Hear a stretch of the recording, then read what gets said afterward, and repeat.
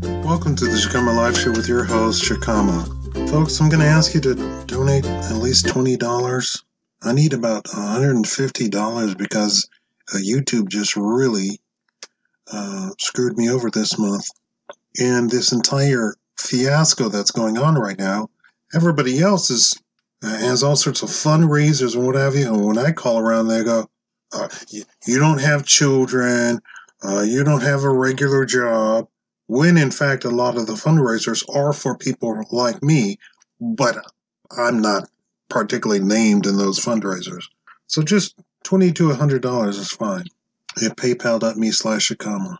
Now, this particular story that I've crafted here is composed of a few stories wrapped up in one story, right? The whole idea is for you to get the news in an entertaining way. It's all truthful, and it's in a format that YouTube is okay with. I would appreciate if you all would watch the entire thing, because the ending is going to probably knock your socks off. That's intentional. Carla gets a boyfriend. Meet Carla. Carla doesn't like men. Oh, she denies it. She pretends she's a normal gal, but deep down, she's seething. And why not?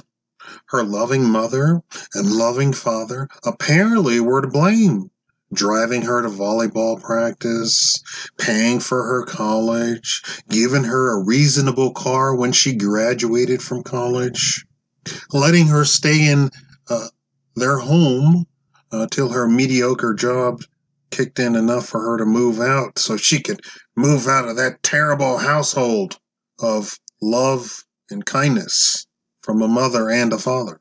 What her parents and brothers and sisters didn't know was that the reason it took her a year to save up for an affordable one-bedroom, half-bedroom apartment after graduating from 5 years of college was that 70% of her classes were social studies classes, I guess that's what you call it. Employers just had no use for such education. So she finally signed up to work for the city at the lowest level. I'm keeping her actual job secret because I don't want to get sued or anybody to come after me.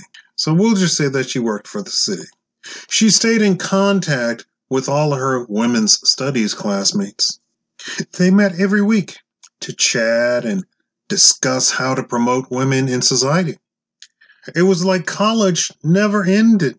She had to take the bus home from these meetings and could only get a regular coffee while she was there because, like a responsible woman, she budgeted her gas and extra money. And so she would not take her car, her very reasonable car, to these meetings. But so did the other girls that she met with. They were all of meager means.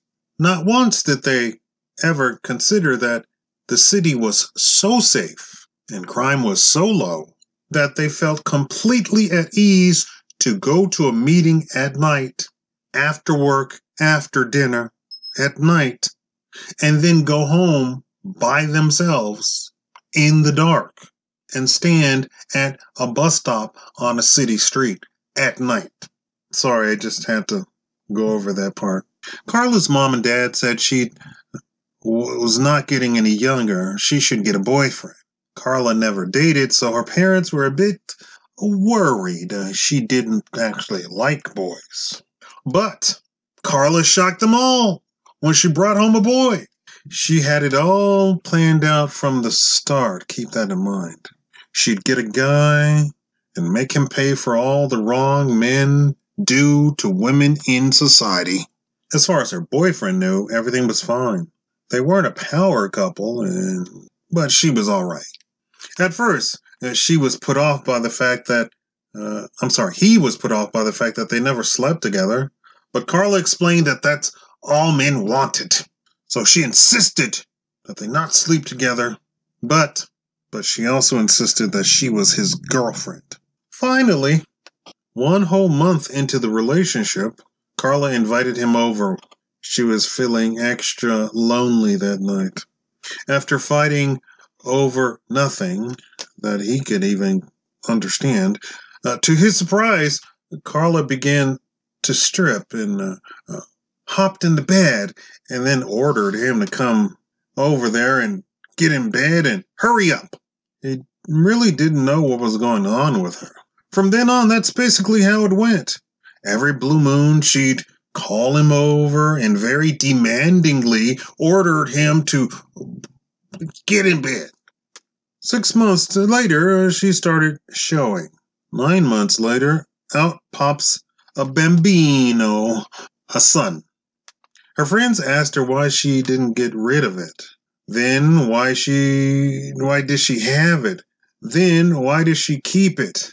But then they said she could get child support from the hapless boyfriend. As to Steve's story, he was surprised because she swore up and down on a stack of women's studies books she was most definitely, on the pill and 3 other things that he had never even heard of. Nor have I.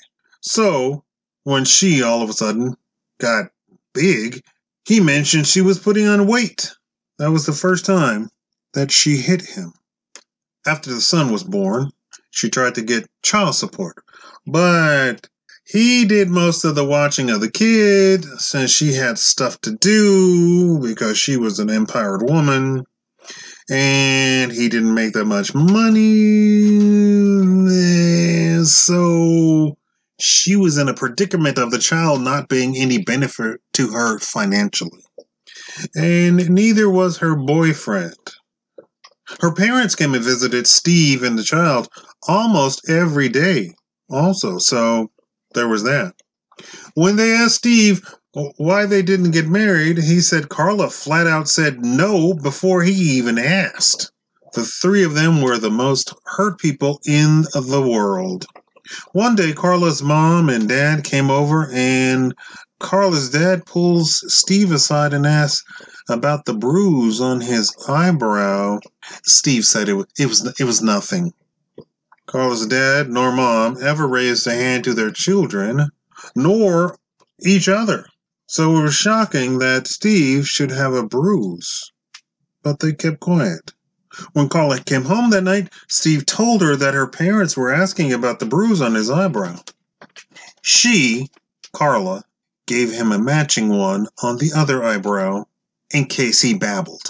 A month later, when Steve came home and their son had a bruise on his eyebrow, he confronted Carla. She said boys were dumb and always falling down. When he said their son just sat there for hours and hours and couldn't even walk, she tore into him for an hour for daring to accuse her. That was the first time that she hit her son. As time went on, the saying of boys are dumb increased, and so did the bruises on the baby and on Steve. When Steve tried to call about his bruises, the police said that if they come over there, they're going to arrest Steve and charge him. So Steve dropped any notion of ever getting help. Carla's mom and dad stopped coming over when Carla threatened them too, told them to stay out of her business.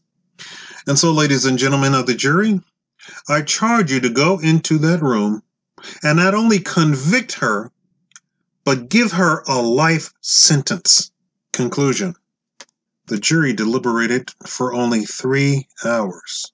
While they did come back with a guilty verdict for the loss of Steve and the child, the judge sentenced Carla to 2 years of probation, and that was the conclusion of the murder trial. Her women's studies friends were seen high-fiving her the next day.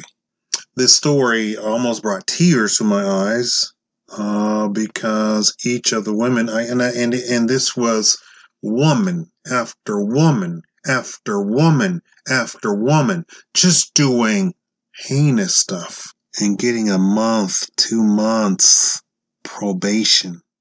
Oh, now, you know I'm a 3rd-year law school student, right? It's probably why I'm not a lawyer, because I still have feelings. I read all of their defenses as to how to get probation off of this stuff, which is just, to me, is crazy. And it ran everything from